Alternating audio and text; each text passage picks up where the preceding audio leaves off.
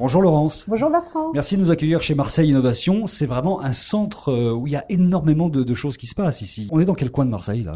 Alors là, nous sommes sur le Technopole de Château-Gombert à Marseille, qui en effet est un technopole, donc réunit écoles, laboratoires, entreprises et start-up. Nous avons 2 lieux sur le Technopole. Ouais. Celui-ci est plutôt orienté même à 100% numérique.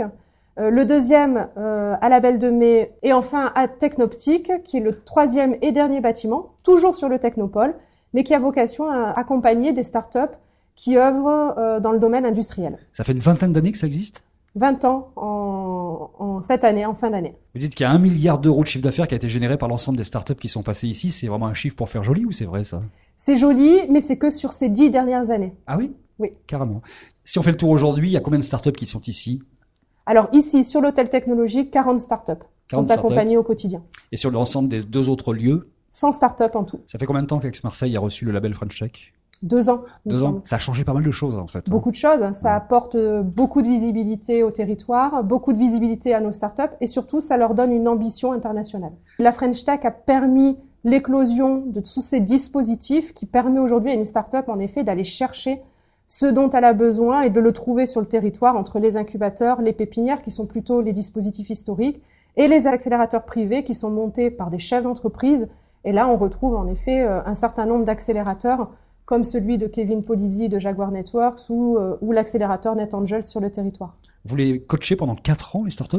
Oui, 2 ans et on peut les coacher à nouveau 2 années supplémentaires.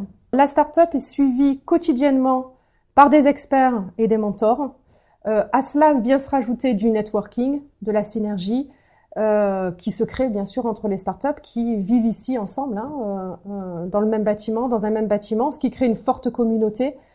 Concrètement, après l'accompagnement, c'est sur tous les domaines de développement, du juridique au fiscal, au social, jusqu'au marketing, la communication, les ressources humaines, la stratégie financière, et nous allons même jusqu'à collecter des fonds pour nos startups. Est-ce qu'il y a de l'argent marseillais pour l'innovation marseillaise en fait? Oui, bien sûr. On a de l'argent sur le territoire, en tout cas des enveloppes qui sont consacrées au développement des startups, comme le Fonds d'innovation de Marseille-Provence Métropole et d'autres aides régionales, départementales qui permettent de toujours donner un coup de pouce et permettre l'accélération. Et des fonds privés? Et des fonds privés, grâce notamment aux accélérateurs privés qui ont émergé dans le cadre de la French Tech. Quels sont les grands succès qui sont passés par ici? Avis Vérifié, un des derniers, avec une belle levée, une startup qui est sortie au bout de 2 ans, puisqu'au bout de 2 ans, le travail a été fait.